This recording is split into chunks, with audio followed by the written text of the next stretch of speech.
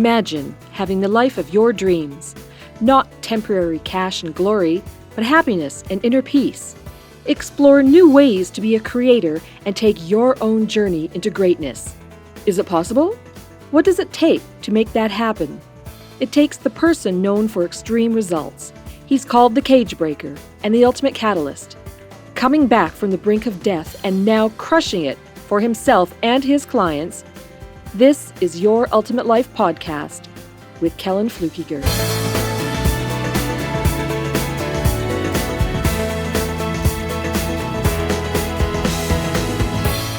Hey there and welcome to today's episode of Your Ultimate Life. Today's episode 845, and I titled this The Truth About Money. Now there's millions of videos, books, and instructions about money.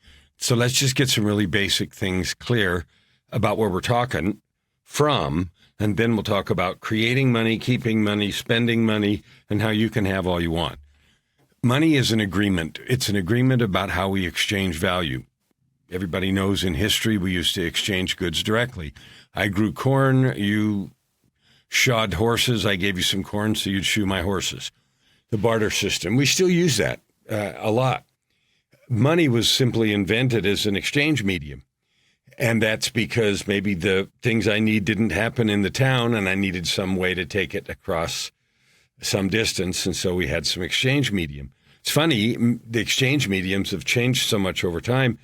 They used to be little tokens. I've mentioned this before, but my wife was a collector and my wife's dad was an archaeologist, and he used to do a lot of stuff with the native trade, and Hudson's Bay Company, which, by the way, is the oldest corporation in the world, incorporated in 16-something. But anyway, the trading post tokens were interesting. You know, different shapes, sizes, thicknesses, and I'm sure they all had different values. Today, their value had nothing to do with the amount of goods they bought. She inherited some of those when her dad passed away, and she sold them on eBay for quite, handsome sums because they had historical value. So the value and use had completely changed. Money is the same way now. It's funny because here in Canada, we don't have $1 bills. We have $1 coins, and they're called loonies, right? And they're kind of copper colored or brass colored, and then we have toonies that are slightly bigger that have a silver around the edge and copper in the middle. And of course, they're $1 and $2. And there's a picture of a loon, the bird on the back. Loonies and toonies. So that's how we have. But they used to have $1 bills like they still have in the U.S. And $1 bills aren't around anymore. And now $1 bills have changed value. They're now worth $5.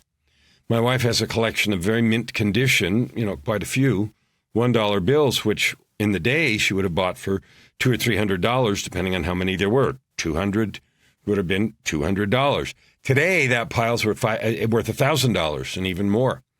Because why? Because the value has changed from the once agreed upon value on the face to a collecting value, which is now $5 for a dollar bill. So she has a boatload of those that she sells periodically when she's on eBay to people that want to collect that. So money is simply an agreement, and it's the way we come to agreement about what something's worth. If I go to the store down the street and I buy a loaf of bread, it's got $4 on it, I pay $4 and I get a loaf of hopefully very good whole grain 57 thing organic something or other for $4. Regular old Wonder white bread is a little less than that, of course. But anyway, so none of that is a mystery to you. You know all that. Whoopee, right? Yet not everybody, nearly everyone that I talk to when I'm a coach, right? And so what I talk about money, or I talk about what you want. That's where we start. What do you want? What are you trying to create in your life? Most people are just trying to get by. And that means I got to get enough cash to buy what I want so my life is decent. Well, that's a perfectly fine way to live, except it's very short-sighted and very sad because there's so much more available. Now, if you choose to be happy with that, all good. No harm, no foul. But most people live that way and they're not happy. They're saying, okay, yeah, I make enough money to get by, whatever that means, and they're not happy. They don't wake up every day, yeah, I live my life. And, the bad thing or sad thing is I got this story, I can't do jack about it. Nothing I can change. It's my lot. It's too late. This is past. That's past. I can't. Well, and here's the thing. When you live in that story, then you stay in that story. So today, I want to talk a little bit about not just the truth about money as an exchange medium and all those things, but I want to talk about how money follows value and where you get it. Because right now, I saw an episode on TV last night of something or other, I don't know, about yachts. And yachts are the last great bastion of the ultra rich, right? And I saw 100-foot, 150-foot, and 200-foot, and 250-foot yachts. And I don't know if I saw one, but there was some conversation with a yacht owner that was a 250-foot yacht if he was going to upgrade and get a 300 or 400-foot yacht. So think about that, a football field length yacht. You can have one. And they cost, I think the 200-foot yachts were $80 million or $90 million or $100 million. And the bigger ones, of course, are more. And now there's been a lot of conversation in the last 2 years since Russia invaded Ukraine for whatever madness about rich, ultra-rich, they call them oligarchs, wealthy people that have these mega yachts that have been now seized as, part of seizing assets and sanctions and all that stuff. And this isn't a political conversation today, but it's drawn attention to these super mega yachts, gigantic things that people create or trade their money for. Okay, and that is a symbol of their status, of their wealth, of their coolness, of how important they are, whatever it is. And therein lies the beginnings of the problem, because there are people who die of starvation. They die of malnutrition, and we see images of that, and we're asked to contribute to that, and I hope you do, to the extent you can. I know we do what we can to help, because those things shouldn't be happening. We live in a world with so much abundance. How is it that we have a pile of people with super yachts that cost millions, hundreds of millions of dollars, and yet we have people that are starving? So that's a social commentary podcast that we're not doing today, but certainly worth an episode in terms of what are you doing about that? Here's what I notice. Most people are so focused on, I got to get mine. I got rent. I got this. I'm trying to save for this vacation. I had this sudden, unexpected car expense or medical expense. I can't, and we live collectively in this sort of breathless state of not quite enoughness. And the funny thing is it's not just about the bank account. We live in this story of we are not quite enough. Now, I noticed in this picture, I hope you're watching the video, this dude behind me, he's an alchemist, and you can see gold all over the place. And I had Dolly, one of the AI art platforms, create me a picture of an alchemist making gold and so forth. So the whole picture's gold and big grin on the face and, just the symbol of wealth. Well, wealth is a lot more important than just cash. You know that because how many people are there that have too much money and are unhappy, too much money and have substance problems, rehab centers that cost tens or 20s or 30s or hundreds of thousands of dollars for the kind of work that needs to get done, and the super rich or even the semi-wealthy pay all this money to go there to solve the problems that we thought, money, you shouldn't have any problems, right? Not true. Money and problems or not problems are uncorrelated, except in one important area. And this is where I want to delve into the problem, because we've established money is just a trading mechanism. The problem is we've created a religion around it. He who has more is cooler. She who has the most is the best. That is not true. We act like it's true. We pretend it's true. We live into the truth of that. And consequently, we give that myth power. We give it power every day. And you see tragic outcomes like this whole debacle that unfolded a couple of years ago, maybe more than that now, with that guy, Jeffrey Epstein or something, an illicit trade, and people got implicated and they just released some more names. And that was, the purview of wealthy people to go do gross things. Well, the religion of money is a disaster and a disease. But we're not going to talk about that either. So we're done talking about what money is as a trading mechanism. And we're done talking about the sadness and the misery of the religion of money, where we worship money and money is the most important and money at all costs and money equals coolness and money is power and money, money, money, money, money. We're done with that. Except we'll refer to it occasionally because that religion is the reason it's hard for you to make money. That religion, I'm saying it again, is the reason. And to the extent you live in, buy into, have stock in, participate, think in that religion, money makes you good, money makes you cool, money makes you important, money is a symbol of your worth. To the extent you buy into that, then you have trouble making money. Now let's give some real good examples of very important people who didn't have much money. Moses was not reputed to have a ton of money. Jesus Christ had practically nothing. A number of other religious leaders have made huge impacts in the world, and they're not renowned in any way, shape, or form for their cash. Okay?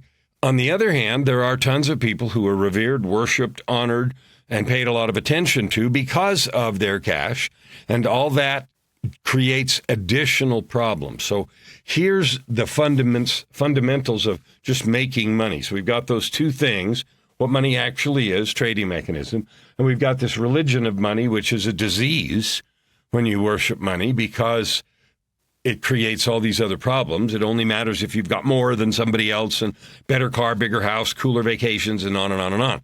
That's a nonsense thing, real, and it affects practically everyone to a little or a bigger degree, but we'll set it over here for a minute. I just want to talk about the value proposition. How do you make money? Well, money follows value. So if you create something that people perceive as valuable, you can have all the money you want. The more that you create of it, and the more value you create, the more money you can have. Because remember, money is just an exchange mechanism. So if you have something people perceive as valuable, they'll give you their exchange mechanism in exchange for that.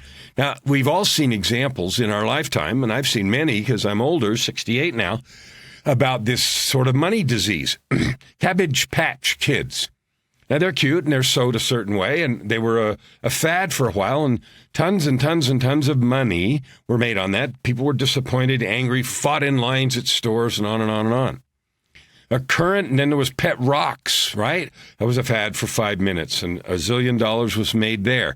And the number of examples, you can list several of your own that you know. Today, one that I see here in our house is, what are they? Squishmallows. Again, another squishy toy, doll, fun thing, cats and dog faces and cool stuff, right? Our 9-year-old Ukrainian gal here who's with her mom loves those, and we have a ton of them. And my wife, has a couple of great big ones that are pillow-sized. Again, something cute that was perceived as valuable. Oh, somebody hit on a good one. And then a lot of value is exchanged. People thought the idea up, created the marketing with it, and then people trade their money for it. So there's a lot of money moving around. So if you right here watching, if you want to make money, the question is really simple. What do you have that is valuable? Now, before you say nothing, I'm going to give you 3 things right now that you have that are valuable. One, you have a set of skills. Skills you've been selling in the marketplace. Maybe you're a clerk, maybe you're an accountant, maybe you pump gas, maybe you're an attorney, maybe you're an engineer, but you have a set of skills that you have sold in the marketplace. That's how you've paid rent and bought food from whenever until this moment. So you already have one way to make money. Now you say, well, that's not good enough, and I have to work too many hours, and I can't make enough money. Well, that's a whole different conversation. But you have a way to make money. Now, if you want to make more, create more value. I'm going to stop saying make money and say create value because money follows value.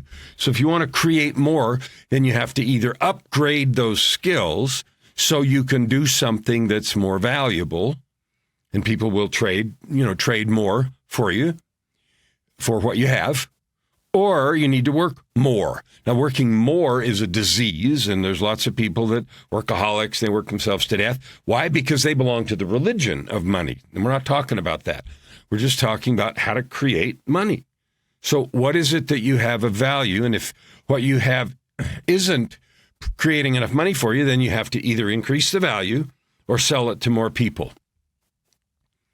Okay, so that's the first thing. Money follows value. Now, the second principle is you are a creator. You can't not be a creator. You're creating every breath. You're awake. And even when you're not awake, you're asleep. What are you creating? Well, that depends. It depends on what are you using as your creative tools. So if you go to bed and you have food in your body creates health and repairs muscles, and it does some things overnight. So you're creating then too. On the other hand, if you don't have any stuff in there, then your body's unable to create. Okay, same thing during the day. Now, if I sit around and I feed my mind hateful, negative thoughts, I can't do this. I'm not good enough. I have no idea what to create. Nobody will pay attention to me. That's just like going to sleep with an empty stomach or with not enough nutrition for your body to do the repair. You can't, because you have crowded your creative engine. Your mind is the greatest tool you have. It's the greatest creator in the universe, your mind, your spirit, that essence that is you. But if you fill it with garbage, the old computer adage, garbage in, garbage out, is true. So what is garbage? Well, we know that if we eat poorly, our physical body doesn't do well. Nutrition, malnutrition, all kinds of things. So that's a physical example. I'm talking more about energy, attitude, opinion, willingness, discipline, those things. Those need fuel too. And it isn't, a sandwich. A sandwich doesn't fuel your attitude and discipline. Now, there's such a thing as hangry, and if you don't eat well, I get that. If I don't eat enough, I get pains all over, and then I get tired, and so they're related. But we're not talking about that either. We're just talking about the fuel that you feed yourself. Do you have an idea of what your diet of dialogue is? Is your diet of dialogue, I can't do this, it's too late, it won't work, I don't know what to do, somebody else gets the breaks. If that's your diet, your dialogue diet of your internal landscape, then I'm not surprised you can't think of a way to create more value and to create more money, to find opportunity. I'm not surprised, because you're feeding yourself poison. Now, ending that poison is step one. Because here's the truth. You and I were created by the same God. You have gifts and talents. You may or may not have been using them, but you have them. There's opportunity all around all of us, and the level of opportunity is still increasing. And there's real obvious ways to see that. 25 years ago, there was no internet, or it was very, very nascent and slow. In the last 25 years, starting with the dot-com boom, then bust, and the advent of social media and higher internet speeds and faster computers and the advent of smartphone. I can't find my phone. I was going to hold it up. Oh, here it is. The advent of these beasties. Like, there isn't anywhere you can't reach, and there isn't anyone you can't talk to. Wow. So our ability to create is enhanced. The gear on computers, advent of AI, all of those things just increase your ability to create. As soon as something new gets invented, in the 70s and 80s when synthesizers got invented, there was a big furor among musicians. They were going to put all the musicians out of business. Oh, the new thing, orchestras and everything. Well, I knew that was nonsense. I just intuitively knew that, and it isn't. There's a place for those. AI is now the new thing.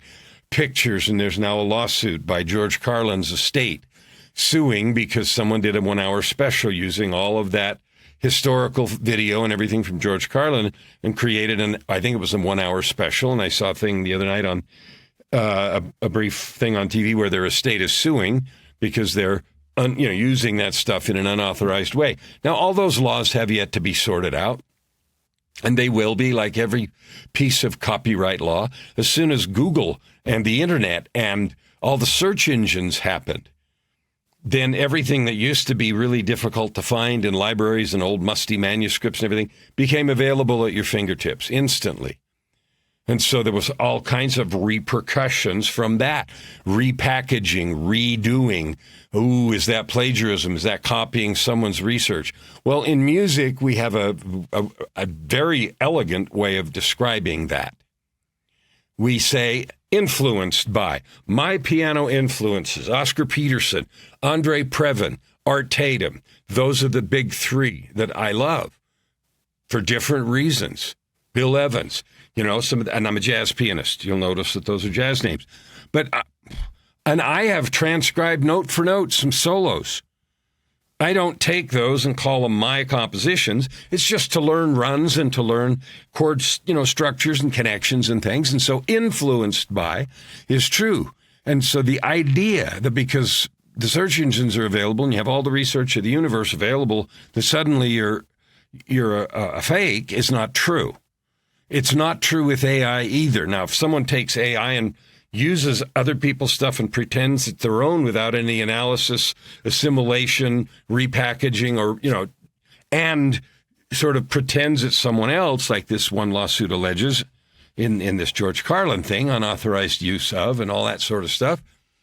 And I'm not taking sides because that law will be sorted out and there will be a sorting out. My point is that the tools make creation easier today than it has ever been. So if you want to create value, then the fact that you are a creator is true. And the thing that stands in your way is your mind. I can't, it won't, that diet of dirty dialogue. Dastardly dialogue. Let's call it that. Diet of dastardly dialogue. I can't, it won't, not good enough, don't know how, I'm afraid, I'll fail, embarrassed, and, fill in the blanks. That is what gets in the way because the process of creating money is now more available, more accessible than it's ever been. How to create products or services that other people need from your expertise is a well-worn path. If you don't know how to do that right now, that's okay. Talk to me. I can show you exactly how to do it, how to identify what you have that's valuable, how to put it in a package of videos or writing or books or exercise or courses or a coaching program, exactly how to do that, and then how to make it available. It's just like libraries. They created the Dewey Decimal System to find books. We have search engines to find things online. And those that whine, it's too busy, it's overcrowded, are just making excuses. And that's just one more excuse like, I'm not good enough, it's too late, I can't, it won't, I'll fail, I'll be embarrassed. They will stop you as long as you let them. So if you want to create money, understand money follows value. Set the stories aside of that dirty, dastardly dialogue, right? That says you can't, you won't, because I promise as long as you live there, you won't. You'll create nothing, nothing will come to you, nothing will flow, and you'll be frustrated and stuck where you are. On the other hand, if you remember, you are a creator. The tools are getting better and faster. So that means you can create more and faster. And yep, so can everybody else. But you know what I notice? Most people still don't. They're still dabbling. They're still messing around, making up excuses, not because they can't learn, not because you can't learn and do it, but because that dastardly dialogue is in the way. I can't, it won't, I'll be embarrassed, I'll fail. And so the willingness to walk the path and stay on the path is what's missing. Here's the real simple equation. Value creation plus marketing equals money. That's it. Value creation, create something people want, Cabbage Patch Kids, Squishmallows, a new flavor of something, a new recipe, a new this or that, plus marketing, which is simply the act of making people aware of what you have, that equals money. Now, I'm assuming that you have something that people want. And here's how you can tell. Whatever it is you want to create, fits in some kind of a business vertical. Cooking, self-help, overcoming issues with your past or history, trauma, depression, gardening, learning how to play a musical instrument. Every possible thing. Astrology. I know someone right now who does vibrational frequency advancement, which is another way of saying how your attitude is every day. So every single thing you could possibly create fits in some area, right? So the first question is there money moving in that vertical? In other words, are people buying products and services that relate to what you have? Are there other people already selling music lessons, yoga, mindset instruction, how to write books, how to build Lego cool things? I mean, the number of things are amazing. And all you have to do is Google it or YouTube it, and you'll see likely hundreds, at least dozens, likely hundreds, and maybe even thousands of videos or instruction things on that topic. So is there money moving in that vertical? The answer is absolutely. Absolutely. I have yet to talk to anyone who tells me what they want to create and where we can't find that there's money moving in that vertical. Lots of it. So, okay, that's question number one. Question number two is, do you have a superpower? Or do you have a super system? Or do you have a process that's unique to you? And the answer, again, I've never talked to someone where the answer isn't absolutely, clearly, unequivocally, yes, yes, and yes. Here's again where that pain comes. You don't believe it. The dastardly dialogue. Well, it's not really that different. Well, it's not that good. Well, who would care that I X, Y, Z? Those things are imaginary. They're real for you, but they're not truly barriers unless you allow them to be. So do I have that? That answer's absolutely yes. So if there's money moving in the vertical and you have a unique mechanism, a unique way, your way is faster, better, superior, more fulfilling in some way or another to do the thing, whatever the vertical thing is that we talked about, then the only reason you don't have all the money you want is because people don't know about you. Because you have something valuable and people are spending money. So the only reason they're not spending it with you is because they don't know. And so that's where the marketing piece comes in. And so value creation, you can do. Marketing is not a mystery. It's been being done as long as there's been commerce. How we did it, standing on street corners, spinning boards, signs, or internet marketing today, newspaper ads, television ads. I mean, marketing's marketing. How to do it is well understood. So what is the problem then? If I know for sure you have a superpower, I know for sure you can create value, and I know for sure there's money moving in whatever vertical you want. I know that. And I'd love for you to talk to me and prove me I'm wrong, but no one's ever been able to do that. To show me something they really want to be doing where money isn't moving and they couldn't create cash. And the marketing process to do it's well known. So here's the key to this. The key is not that we don't know what to do. It's that we don't do what we know. So the truth about money is there's an infinite amount. It's available for you. Money follows value. Value creation plus marketing equals money. That's it. Done. If you are stumbling on any of those steps where you don't believe you have value, or you don't know how to create it into some kind of a product or service or form that's sellable, or you don't know how to market, or you're afraid of all of it, or you have stories about failure, or you just won't get started, or I can help you do that. That is my work. It is my superpower. Yes, I'm a musician. Yes, I'm an author, and I've written 19 books. But the thing that I do better than anyone else is help people find their superpower, turn it into a product or service, market it, and make some cash.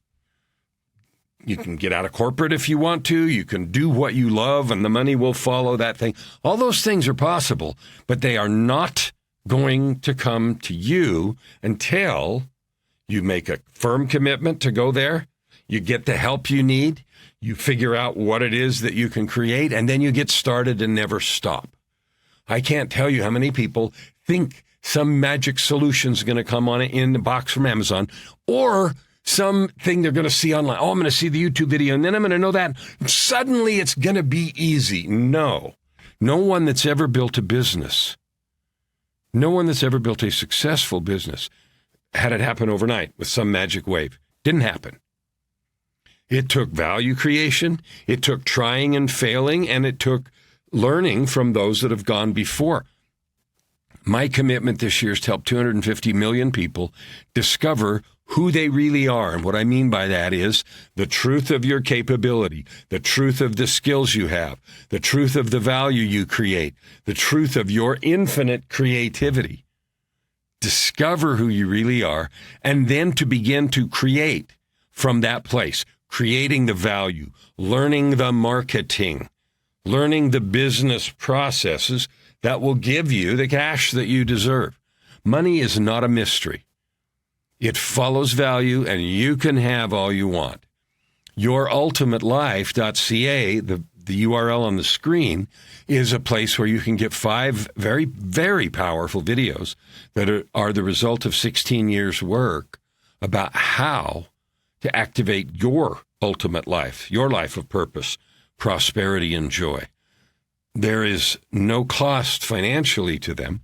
There is a cost in that you have to watch the videos, and then there's even more in that you have to do stuff. Because if you keep being who you're being now, we know where that goes, right where you are in a circle. Why would you do that? Unless what you've chosen is, I'm just going to sit where I am and bitch. You're free to do that. It's not very satisfying. Procrastination won't help you. YourUltimateLife.ca is available right here, right now. Please go there. It doesn't cost you any cash. If I can help you, if you're stuck in any of those places and this money, how to get it, how to create it, feels like a mystery, you reach out, because I've solved that. I have been where you are. I don't know how to do this. I can't, it won't, and on and on and on. And I have learned for myself, doing what I said, with the help and instruction and coaching of others, to get over the barriers, over the mountains, and now to the promised land. You can get there too, and get out of the fear and failure mode if you want to, and move forward rapidly and have the grin on your face like this alchemist sitting in a puddle of gold as you create your ultimate life. Open your heart, and this time around, stand. Thank you for listening to today's episode. We hope that you take it deeply into your heart and decide for yourself how you can create anything you desire. If you like what you heard, please subscribe to this podcast and share it with your friends. As always, we'd love to hear your feedback and topic suggestions. Until tomorrow, this is Your Ultimate Life with host Kellan Fluckiger. Stand with your heart.